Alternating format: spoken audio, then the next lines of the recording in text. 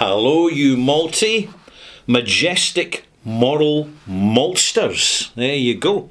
And thank you to Anniegun123 for that malt mention introducing here in the Whiskey Bothy by me. I'm Ralfy, sitting somewhere in the middle of the Irish Sea during a storm. I'm about to present Ralfy Review 1059 extras. Extra opinion, extra content, extra advice, perspective, extra experience, extra information to help you manage your whisky experience. Because it can get very expensive, particularly if you buy into the marketing and you don't keep it at a distance. This is so important. One of the mistakes that I see whisky drinkers making on a regular basis is called FOMO. Fear of missing out. Because a new whisky's been released and it's rare and it's special and it's limited edition, and they look at the price and they say, well, hang about, look at that price, that's expensive. But other people are talking about it, so I better get a bottle so I can talk about it too. Because we'll never see the likes again, it's a complete one-off. This is a trick that the whisky industry's been playing as it manipulates its customers. And it's kind of wearing off. Because in the modern commercial environment, people have more options. People have more to consider. And people are wising up as to the superficial delivery of blunt marketing. And whiskies which have allegedly won awards in international competitions. And then it's when you scratch the surface that you discover that these international competitions are nothing more that, in my opinion, than marketing exercises. That's all they are. So, we got amazing, this is what the distillery marketing people say. They never visit warehouses, they never roll casks, they never roll their sleeves up in case they break their nails. But, they're instant experts after they've been in a training course. And they've all got university degrees in anthropology and the arts and that sort of thing, and they're all well connected, daddy's a lawyer, etc, etc. That's what you tend to find. There are a certain type of people and they have a certain type of attitude, and it can get tremendously condescending and dismissive. And one of the way they dismiss us is to relegate us to the status of consumers, just like cattle in a field grazing, or sheep, take your pick. And to a certain extent, frankly, they're right. A lot of consumerism is compulsive and it's not thought through, and the people who are consuming don't think too much about what they're consuming, because all they want to do is consume more and more. Because it's a human trait, it's a human habit. But in the whisky scene, to be informed is to have a huge advantage, because we're not dealing with a can of Coca-Cola here or a Big Mac cheeseburger meal. We're dealing with something of exceptional quality, and we've got to suss out, when we're looking in a shop at all the bottles on the shelf, which bottles have been compromised with chill filtration and of inferior quality, particularly the ones at higher prices. And which ones, if we buy them, we are going to feel rewarded by our own apprenticeship of knowing about the brands, knowing how they behave, knowing which ones are more reliable, and importantly, which ones are less reliable. And this is hugely important to have this foundational knowledge, malt mates, so as that when we're buying bottle after bottle over a year, and it could be a dozen or so more bottles, we're actually buying good ones, so that when we do get round to opening and pouring a glass and consuming it, we say to ourselves, I'm glad I bought that. Because it's very easy in the modern whisky scene to be sucked into marketing and the marketing hype and the fear of missing out and all the rest of it. And we end up buying bottles that we regret buying, because in the fullness of time, they turn out to be inferior quality. And importantly, we feel stung because we overpaid for them. You will find this pattern repeating constantly across the whisky scene. And it's not just Scotch whisky I'm talking about. Irish whisky is notorious for it. And bourbon's notorious for it. The big brands out there, and we've got this special edition and restricted edition and, time-sensitive edition, and there's only going to be one bottle allocated. This is another thing game they play, the allocation game. You go into the specialist retail shop and, we've only got one bottle coming in, and, there it is on the shelf. You better grab it quick, and you feel so smug because you got the only bottle that was there, and you walk out and you've paid over the odds for it because it was the only bottle. Meanwhile, through in the back of the shop, they've got the other 5 bottles still sitting in the case, which they're going to sell privately. Do you think that doesn't happen? Business is business.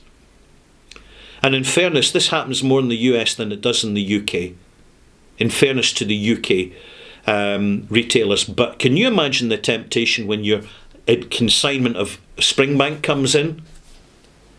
How many are you actually going to sell to the public when you're running a business and trying to make ends meet with all the rates, the rents, the wages, the bureaucracy, the red tape, the customs and excise duty, all the rest of it? You might as well say, right, we'll put two in the shelf, we'll keep them aside for our best customers, and the remaining 6 or however many we'll just keep in our garage, at the back of our garage, and we'll just slip it into auction where we can get double the money, treble the money, quadruple the money. This game has been going on. We all need to understand this. And this is why something that we need to invest in, something called the stash. The stash is not just collecting whiskey. It's acquiring whiskey with insight and intelligence. Not just being intelligent people, but the intelligence of knowing what are the good bottles. Networking in whiskey clubs, networking online, picking up tips from online forums and Discord and Reddit and even Facebook. And it's getting that intelligence into our equation so that we realise when we buy a whiskey what value and quality we are getting. And important for the stash is we're not buying to open today. We're buying to stock up so that when whiskey collectively gets too expensive, we have a collection that's the pure investment of that is for drinking, not selling on. It's for drinking and enjoying, knowing that every bottle we have in the stash is of superior drinking quality. This takes the pressure off us, you see. This fear of missing out. If you buy a bottle of whiskey and then consume it, or consume 2 or 3 bottles of whiskey over a month and say, right, I'm going out again. Oh, I don't want to miss out on this one. There's a new release and a new outrun. Although these are the terms they use. A new special release of the usual suspects, Ardbeg, Lagavulin, Bruichladdich now and again. Yeah. Small distilleries play this game too. You better know it. I remember when I bought a bottle of WMD, which was whiskey of much distinction, but in fact was a play on the word whiskey of mass destruction. And it related, there was one called Yellow Submarine, and it wasn't particularly good, and a subsequent bottling was even worse. So small, high-profile distilleries can bottle not just poor quality whiskey, but worse than that, they actually put out immature whiskey that's simply too young, and Bruichladdich certainly did that. I was there, I saw it happen. And they're not the only ones. Waterford have done it. And look where Waterford are now. Waterford Distillery in Ireland. It's going into receivership.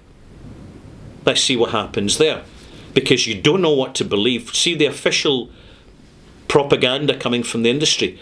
Got to be so careful what you believe. So much of it's proven to be false over the years. I've noticed this. This is one reason why onliners are frequently ill-informed in talking about the industry. For a simple reason that the industry tends to put out ill information. They don't put out the facts. And it's something we've got to be aware of, so that when we tend to pass opinion on various distilleries or brands, we've got to be quite clear that we're giving it an opinion.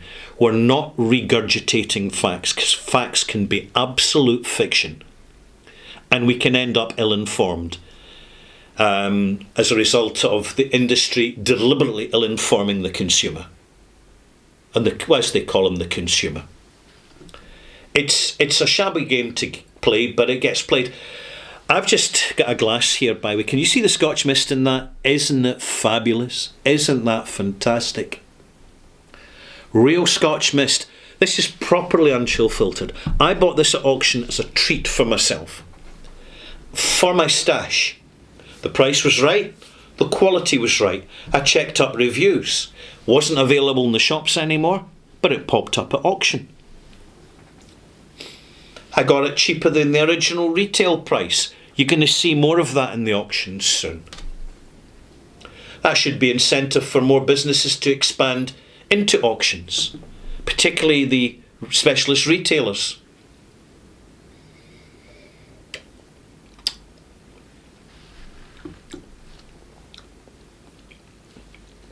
When we create our stash, beautiful. You'll find the review in review 1059. It's not far away. When we create our stash, we will make a few little minor mistakes to begin with. It's part of the learning process. And it actually does no harm to buy a bad bottle of whiskey that you're going to be very disappointed in. It won't be too difficult. Look for something that's heavily marketed and you'll soon find it. One reason small distilleries don't have any marketing is because they don't need to, because they're fully aware and informed and educated in social media, which is by far the most effective, spectacularly effective, and most proactive marketing that is available to any industry in this day and age. It is unsurpassed because it's marketing which absolutely targets, or should I say messaging, which targets directly and taps into the informed customer. Marketing is just a scattergun approach. It's pure shotgun. You know, you fire in a few directions and see if anything hits the wall. And particularly magazines, so few people are reading magazines now. Only the enthusiasts who want a little bit of coffee table content are even buying magazines now. And magazines, bless them, I feel sorry for them actually, because the costs are rising, even though they pay no VAT, because it's published material, physically published material. So they pay less tax. But there's so many ads that they've got to feature in order to get even one or two incredibly diplomatic comments and articles from guest presenters. And honestly, I feel sorry for the people creating these articles, because they've got to be incredibly diplomatic and expect to have their article edited.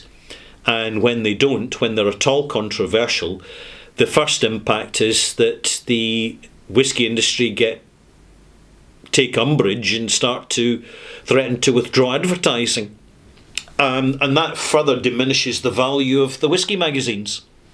It's just the reality of it. And what people are looking for primarily now is honest, unbiased opinions. And the people that deliver that to you are the people who buy their whisky and who have experience with whisky and are not experts. They're not making any big claims and of expertise and insight, because that's an awful lot of information to basically assimilate. And to be honest, half of it's just speculation anyway. And regurgitation of previous books. And why not? Keeps things practical. I gave this whisky 90 out of 100. The first 90 I've delivered for a long, long time. It is so good. It's the perfect balance between a signature, a rich, honeyed, fresh fruit signature, meeting complex fruit input, and then delicious, top quality, excellent delivering sherry casks. It's a masterclass, actually. It is what it is. And it's part of my stash, because over the years I've been buying whiskey not to open and drink immediately, and it's something I tend to discuss in detail. I go into a lot more depth in this in my Patreon channel, where I have extra content and live streams. But I know that a lot of my Patreon subscribers have been developing and building excellent stashes of whiskey, which are maybe about 50 or so bottles of known quality at accessible prices. And that's all really I have to say. At this moment, I could go on and say, right, here's what's out in the shops of particularly really good quality and a great price.